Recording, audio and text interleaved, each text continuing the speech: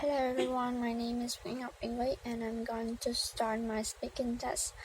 In part 1, I have 3 topics: weekend, language, and swim. And the first question is, how do you spend your weekend? Well, I regularly wake up at 9 in the morning and drink coffee on Đồng Street. Then I come home to make some delicious dishes and take a nap till 2 a.m. Sometimes I will find a movie to watch on Netflix. Sometimes I will go skating with my friend till 5 p.m. and hang out with my friend. Last night I finished homework and I will make a video call from my parents to tell them what happened in that week and what I am going to do next. 2. Do you think your weekend are long enough? Actually, no. It's kind of my weekend are too short to me because I just have one day to relax and finish my personal thing. I have a heavy schedule. That's for a whole week to study and go to the company to finish my internship time. When I am already a junior student, so I have lots of assignments as work and report to finish.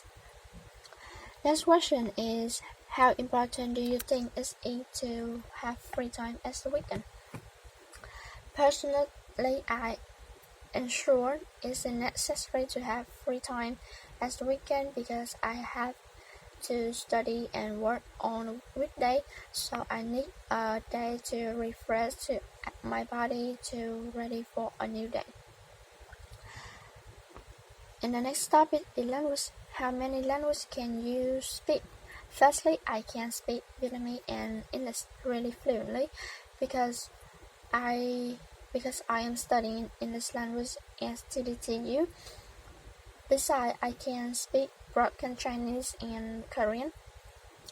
I am studying Chinese at my school as a second language, which is a really difficult subject I have ever studied. Moreover, I am fond of Korean because my manager in the office is Korean. The motivation of studying Korean is to watch movies without subtitles. 2. How useful will English be to you in your future? To be honest, I find every aspect in our life requires English language. If you are good as I am good at English, I can have a high salary and higher potential assessment. Moreover, I am in the international integration period. English is the main language that can help me easily research and have a good evaluation. The third question is, what do you remember about learning language at school? Honestly, when I read this question, there's a term come up in my head. It's learning by heart.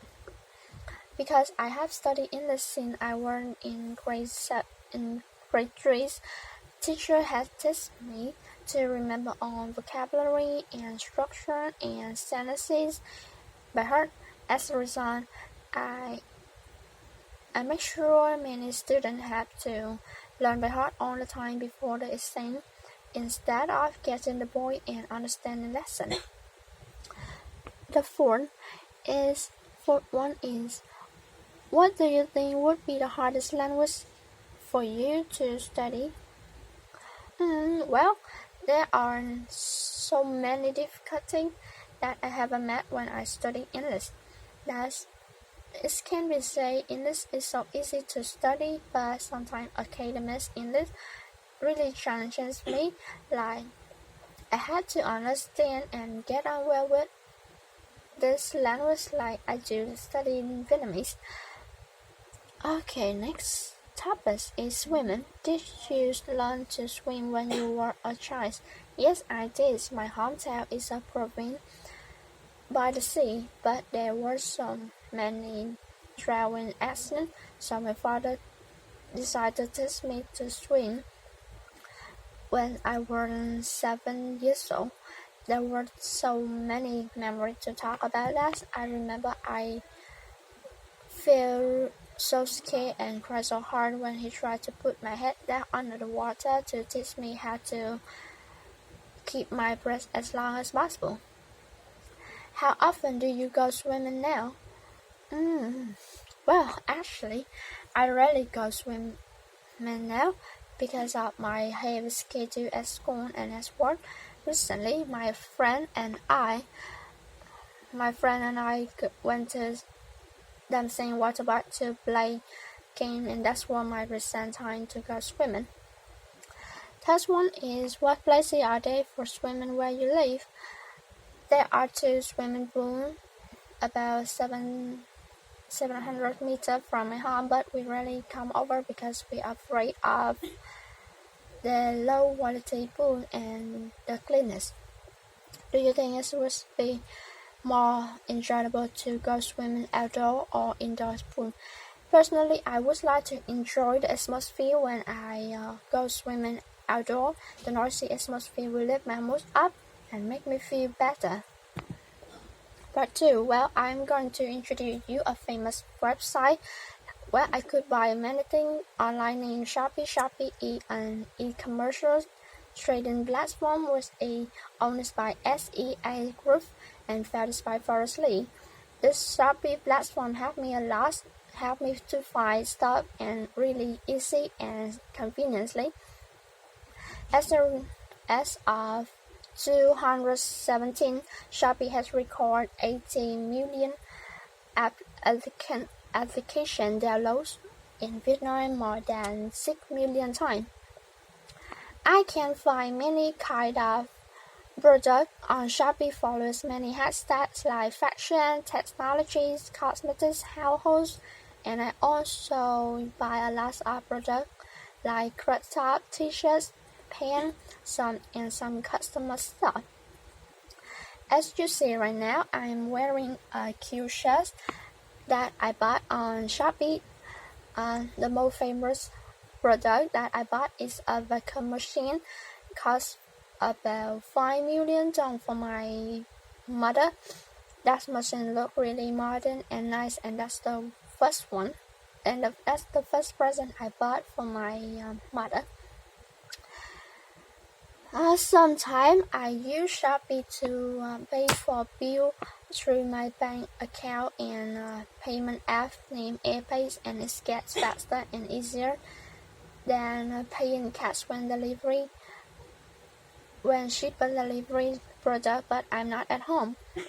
I feel so satisfied about all of my stuff I bought because they are usually cheaper than stuff in the shop, and I can also get them even when I am at work or at school.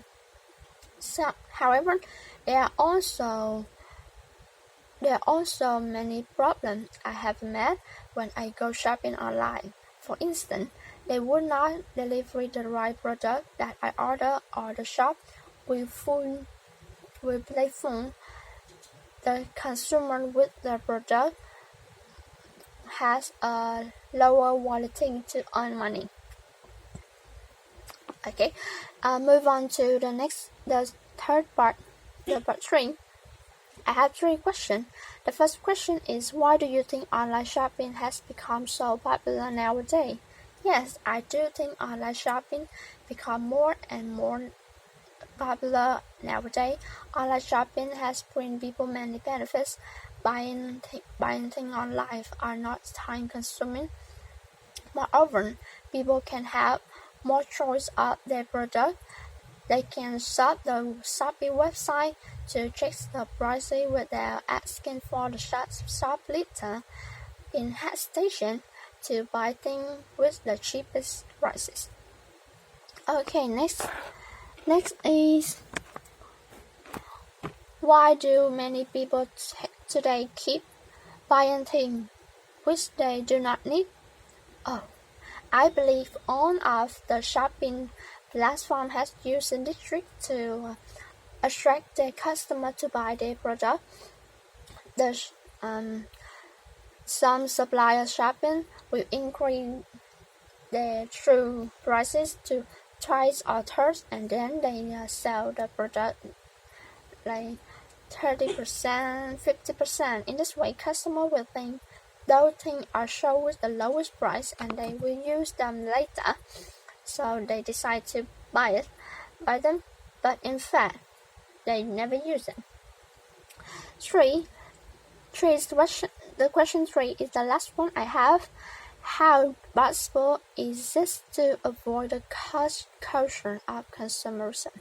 Firstly, consumers have to consider carefully their specific need of the product, so that whether it's a specific particular feature that fit their demand or not. Besides, the supplier have to guarantee that their product won't get any serious problem, because so when the consumer want to make complaint, then they have to give them the clear evidence. So that's all of my speaking. Thank you for listening. Goodbye.